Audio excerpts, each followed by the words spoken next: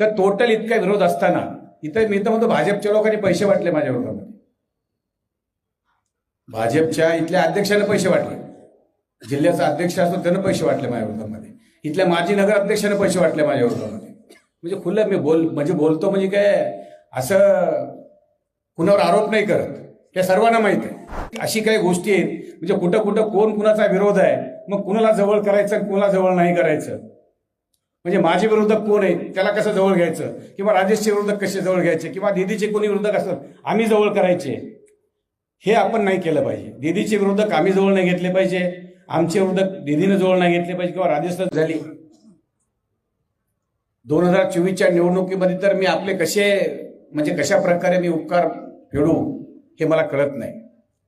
कारण शहरानं व्यापारी कधी आप आगे बढ़ो हम तुम्हारे पीछे है अशा घोषणा कधी व्यापाऱ्यांनी दिल्या नाही, पण या व्यापाऱ्यांनी पण घोषणा दिल्या.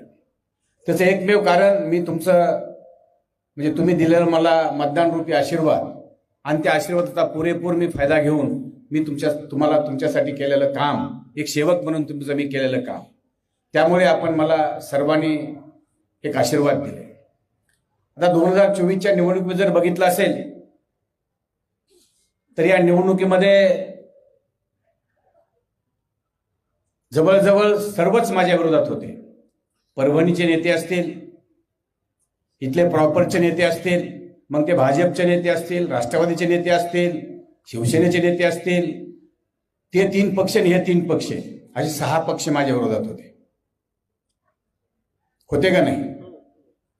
आणि त्यातले त्यात 10% 20% काही लोकांनी कामं केले, काही पूर्णेमध्ये काही भाजपच्या लोकांनी कामं केले, इथं काही 4-2 लोकांनी कामं केले, तसं त्याच प्रमाणामध्ये राष्ट्रवादी. असं एकंदरीत जर बघितलं तर टोटल इतका विरोध असताना इथं मी तर म्हणतो भाजपच्या लोकांनी पैसे वाटले माझ्या विरोधामध्ये. भाजपच्या इथल्या अध्यक्षाने पैसे वाटले, जिल्ह्याचा अध्यक्ष असतो त्यानं पैसे वाटले माझ्या विरोधामध्ये, इथल्या माजी नगर अध्यक्षाने पैसे वाटले माझ्या विरोधामध्ये. म्हणजे खुलं मी बोलतो म्हणजे काय असं कुणावर आरोप नाही करत, हे सर्वांना माहित आहे. ज्या त्या वार्डामध्ये राहणाऱ्या लोकांना माहित आहे पैसे वाटले का नाही, पण त्यांना कळून चुकलं की जनतेच्या जिल्हा अध्यक्षाचं गाव तिथं लीड मला आहे. जिल्हा अध्यक्षाच्या गावामध्ये गाव आहे 300-400 मताचं गाव, पण तिथं लीड मला आहे. डबल पैसे वाटल्याच्या तर्फे मला लीड आहे. त्याच्यानंतर बोर्डा गाव आहे, बोर्डा गावामध्ये लीड आहे. प्रत्येक ठिकाणी जर बघितलं तर तुम्ही एवढ्या सगळ्या ठिकाणी मला इतका विरोध करू नये, म्हणजे इतकं यश मोठ्या प्रमाणामध्ये या गंगाखेड विधानसभेनं दिलं आणि या गंगाखेड तालुक्यानं दिलं. या गंगाखेड तालुक्याचे उपकार मी कधीच विसरू शकत नाही. 70,000 मतं कशाला म्हणतात, मला दिलेल्या मतापैकी 50% मतं एकट्या गंगाखेड तालुक्याचे. पण काही लोकांनी पाणी देवात बुडून असे काय पाण्यात बुडून देव बसवून ठेवलेले होते की भुट्टे साहेब निश्चित चुनाव हरणार आहेत. कॅल्क्युलेशन लावलं लोकसभेमध्ये फक्त 7,000 मताची लीड आहे. मग आता तर घनदाट मामा उभे आहेत, ओबीसीचे किती मतं खातात की आणखीन एक जण उभे होते, ते ओबीसीचे किती मतं खातात की ते 15-20 हजार, हे 25-30 हजार, भुट्टे साहेब 50,000 मतांना हरायले. ही परिस्थिती प्रत्येकाला वाटत होती. आणि म्हणून काही लोकांनी म्हणजे त्याची कधी एखादी इच्छाही असेल माझं काम करायचं, पण कशाला बाबा निवडून येणार त्याचं काम कशाला करायचं, कशाला आपण विरोध पत्करायचा. म्हणून असं एकंदरीत जर बघितलं तर मी सांगतो 100% इतका विरोध असताना मला सांभाळलं फक्त जनतेने.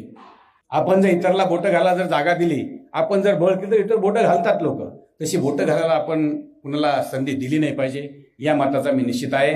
आणि या परभणीमध्ये जर जागेवर आणायचं, या काही लोकांना जागेवर आणायचंय, तर आपल्याला एकत्र राहिलं तरच आपण जागेवर आणू शकू, नाही तर मग आता तो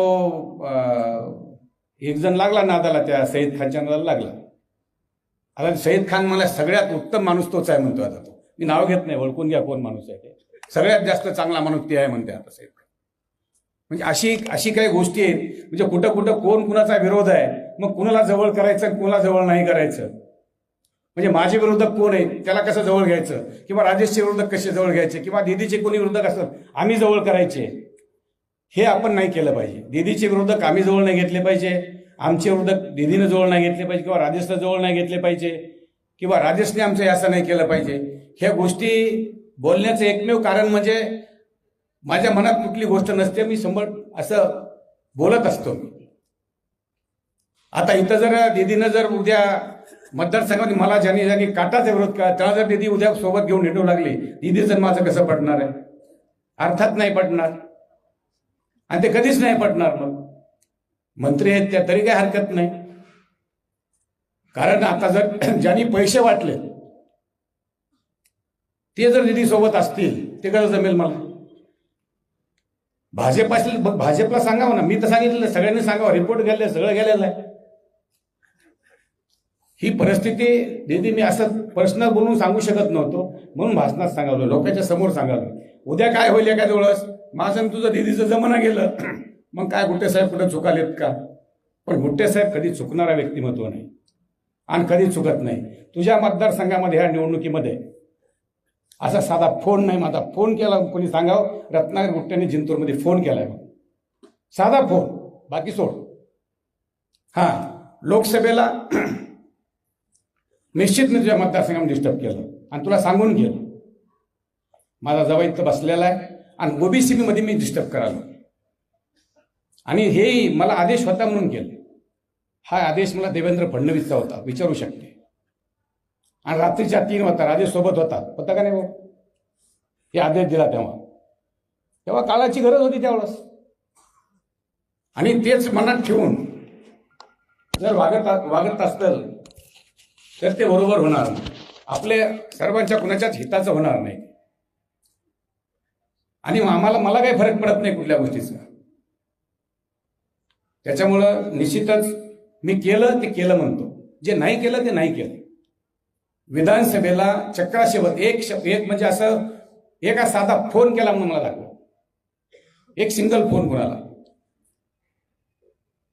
आणि लोकसभेचा समोरासमोर झालेला आहे, त्याच्यामुळे तो विषय नाही. आता जर लोकसभेच्या बाबतीतच जर मनात किंतूवर पंतू ठेवून बोलणं करणं असं तर योग्य राहणार नाही. आपल्याला तिघाला एकत्र मिळून काम करावं लागेल. आणि या जिल्ह्यामध्ये जर विकास करायचा म्हणला असेल आणि ह्या जिल्ह्यामध्ये काही जे नेतृत्वाला घरी बसवायचं असेल, त्या नेतृत्वाला हे करायचं असेल तर आपला निश्चित मनानं आपल्या सगळ्यांनी येऊन काम करावं लागेल. पुढची जिल्हा परिषद आहेत, पंचायत समिती आहेत, ह्या सगळ्यांनी एकत्र येऊन आपला जिल्हा परिषद ताब्यात घ्यावा लागेल. ज्याच्या त्याच्या मार्गातल्या पंचायत समिती ज्याच्या त्यांना घ्यावा लागतील, नगरपालिका असतील, त्या पुढच्या इलेक्शन जेवढे येतील त्या पद्धतीनं आपल्याला करावं लागतील. असं निश्चितच आपण सगळे एकत्र राहाल. आणि एक नेतृत्व तुम्हाला दिलेलं आहे, त्याच्यामुळे नेतृत्वाने दिलं तर नेतृत्व आपण निश्चित करावं. आम्ही त्या नेतृत्वाला सपोर्ट करू, साथ देऊ.